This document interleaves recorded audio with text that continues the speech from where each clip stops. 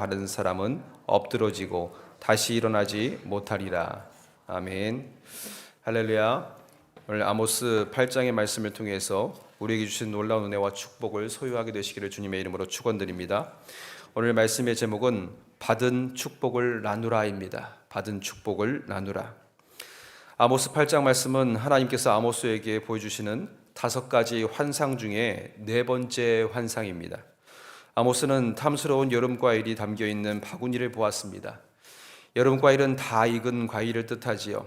내 눈에 무엇이 보이느냐 물으셔서 아모스는 눈에 보이는 대로 다 익은 과일이 담겨있는 광주리를 보고 있습니다 대답합니다.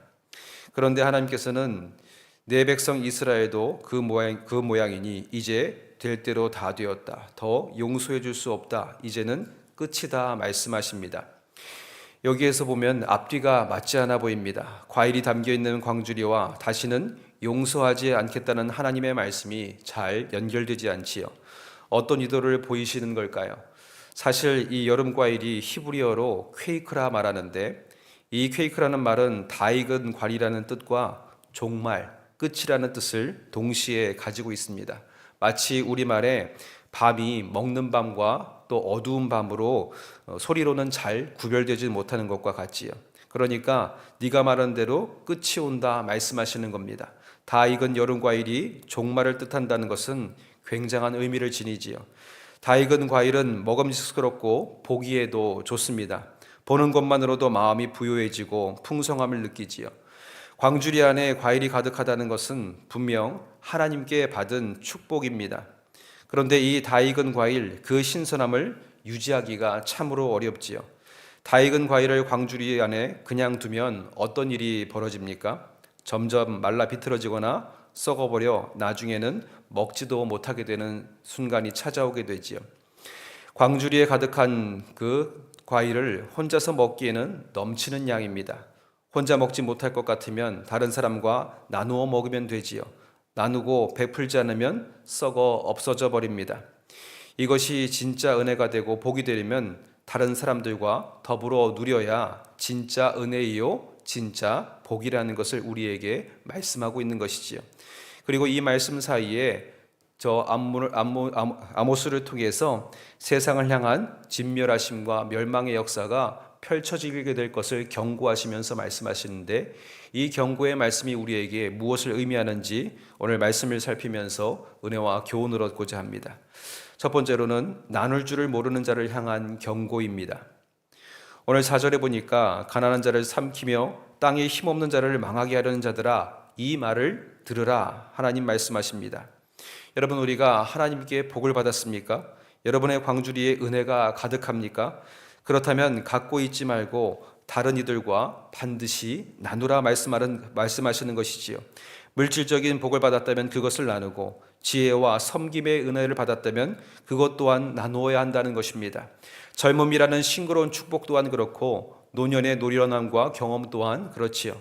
그러기에 젊음이 영원한 것처럼 시간을 낭비하지 말고 사명에 충실하고 노년에 이룬 모든 업적을 나만의 것으로 쥐고 자랑하는 것으로 끝나는 것이 아니라 내 삶의 노하우를 젊은이들과 함께 나눌 때에 이 은혜가 풍요로워지게 된다는 것이지요.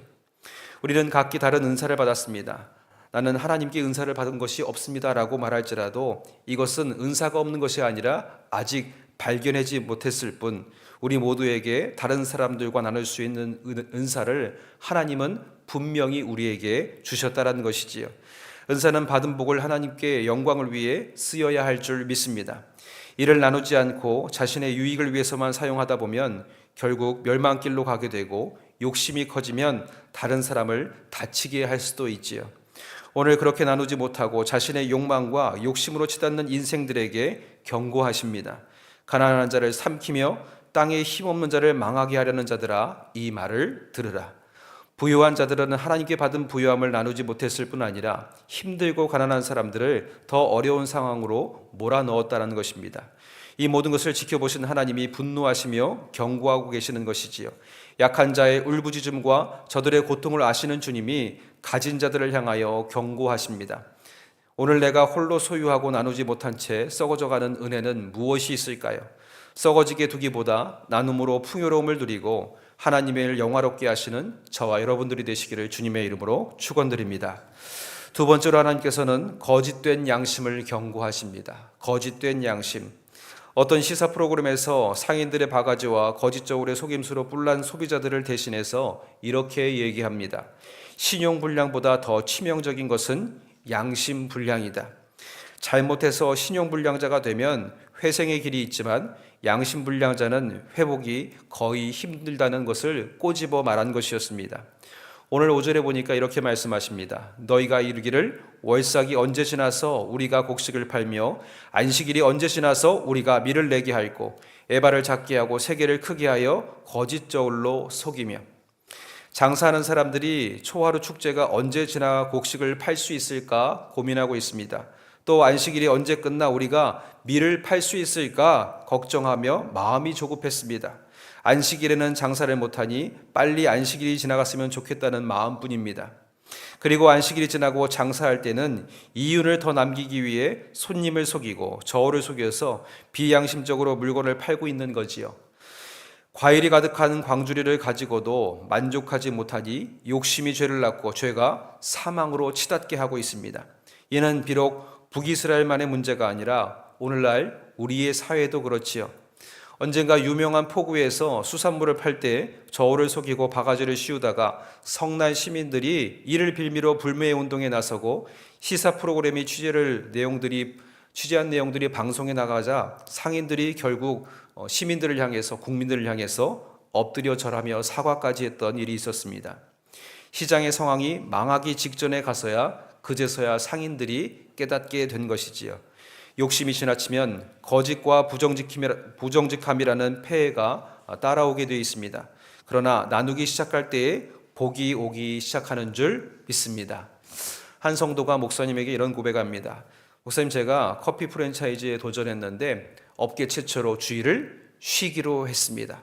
업계 근처가 학원가이기도 하고 또 업무지구여서 주일날 일한다고 해도 큰 소득이 없을 뿐더러 하나님께 영광이 되지 않기에 아내와 두 손 모아 기도한 다음에 그렇게 결정을 했다라는 거예요. 업계 측에선 난리가 났답니다. 이런 경우가 없었다고. 그런데 그분은 점점 더 얼굴이 더 좋아 보이고 싱글벙글이는 거예요.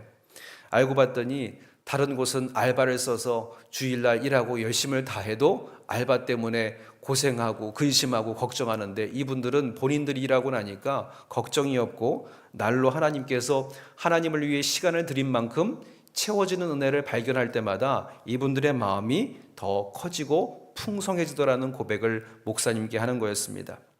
목사님, 참 재미있는 것은 하루를 소변을 보는 일인데 하나님께 드렸더니 우리가 발견하지 못했던 은혜를 우리에게 주시는 것을 매일매일 발견합니다. 그분들의 고백이었습니다. 하나님께 하루를 드렸더니 축복으로 주시더라. 오늘 거짓과 탐욕으로 사망과 멸망을 향해 치닫는 인생이 아니라 나눔과 베풀므로 풍성이 채워지고 풍요로움을 누리는 축복을 우리가 누려야 할 줄 믿습니다. 주위를 둘러보아 가난한 자들을 향하여서 하나님의 은혜가 필요한 자들을 향해서 우리가 나눌 때에 우리의 빈자리는 하나님이 반드시 채워주실 줄 믿습니다. 마지막으로 말씀의 풍요로움을 추구해야 한다 하나님 말씀하십니다. 욕심이 지나치면 사람은 도구가 되거나 소모품이 되어버리고 맙니다. 종종 배달 노동자들이 과로로 쓰러지는 경우가 뉴스에서 보도되곤 했습니다. 취재진이 그 배달 노동자들의 업장을 CCTV를 분석해 보니까 두세 사람이 한 일을 혼자서 감당하다 쓰러지는 장면이 고스란히 담겨 있는 겁니다. 그리고 남편이 죽어가는 현장에서 함께 일했던 아내가 그 날의 현장의 바쁨으로 인해서 남편이 쓰러져 죽어가는 것도 나는 몰랐다라고. 내가 아내인데 남편이 쓰러져 죽어가는 것을 아무것도 모른 채로 일만 하고 있었다고. 슬피 우는 아내의 모습이 프로그램 안에 고스란히 담겨져 있습니다. 그런데 업체 측은 우리는 적절하게 인력을 투입했고 아무런 문제가 없다는 태도입니다. 오늘 6절에 이렇게 기록되어 있지요. 은으로 힘없는 자를 사며 신 한 켤레로 가난한 자를 사며 찌꺼기 밀을 팔자 하는도다. 사람을 물건처럼 여기며 돈을 갚지 못하는 자를 노예로 팔고 겨우 신발 한 켤레 값에 사람을 사고 팔았다는 것입니다. 그런데 하나님께서는 이스라엘 백성이 매 안식년마다 빚을 갚지 못하는 사람들의 빚을 탕감해 주기를 하나님은 원하셨지요. 그래서 느헤미야 10장 31절에도 하나님께서 이스라엘 백성들에게 했던 말씀 그대로 행하면서 이렇게 적혀져 있습니다. 우리가 안식일이나 성일에는 그들에게 사지 않겠고 일곱째 해마다 땅을 쉬게 하고 모든 빚을 탕감하리라 하였고, 일곱째 해 날에는 그동안에 하나님께서 베풀어 주신 은혜가 우리가 가득했기에 내가 받은 은혜로 내게 빚진 모든 이들을 탕감해 주기를 하나님은 바라셨다는 겁니다. 우리네 풍성한 여름 과일을 보면서 더 채우려 사람들을 도구로 삼기보다 내 안에 주신 하나님의 은혜가 이렇게 풍성하고 풍요롭구나, 굳이 저들이 나를 향하여서 빚을 갚지 않아도 하나님이 주시는 은혜가 이렇게 가득하구나 하면서 하나님의 그 마음 그대로 저들의 빚을 탕감해 주는 우리의 마음이 우리의 삶 가운데 발견되어야 할 줄 믿습니다. 우리 이번 주에 곧 추수감사절을 맞이합니다. 돌아보면 하나님의 은혜가 알알이 박혀져 있을 텐데 그 은혜를 생각하면서 받은 은혜를 가지고 베풀 줄 아는 너른 마음을 소유하시기를 주님의 이름으로 축원드립니다. 잠언서 14장 31절에도 이렇게 말씀하시지요. 가난한 사람을 학대하는 자는 그를 지으신 이를 멸시하는 자요, 궁핍한 사람을 불쌍히 여기는 자는 주를 공경하는 자니라. 그리고 오늘 본문 7절에 분명히 말씀하십니다. 그들의 모든 행위를 절대로 잊지 아니하겠다. 가난한 자를 학대한 것을 잊지 않을 것이고 내가 너희들이 궁핍한 사람을 보고 불쌍히 여긴 것을 내가 잊지 아니하겠다. 하나님께서는 다 기억하신다는 것입니다. 이들이 지으신 자를 멸시하는 자들인가 아니면 주를 공경하는 자들인가, 저들의 행위를 보고 하나님께서 판단하시겠다는 겁니다. 복을 나눌 줄 모르고 뇌 강주리만 채우려는 이 시대를 향한 영적인 말씀의 판단은 자명했습니다.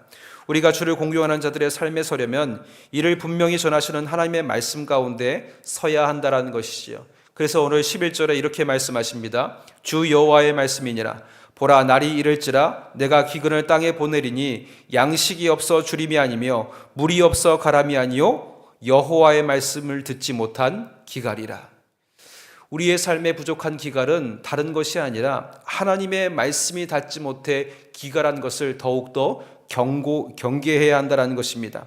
우리가 무엇으로 풍요로워져야 하는가? 여름 과일의 풍성함으로 내 주머니를 채우는 썩어질 풍성함이 아니라 마르지 않는 생명수와 같은 하나님의 말씀으로 풍요로워져야 한다. 주님 말씀하시는 것이지요.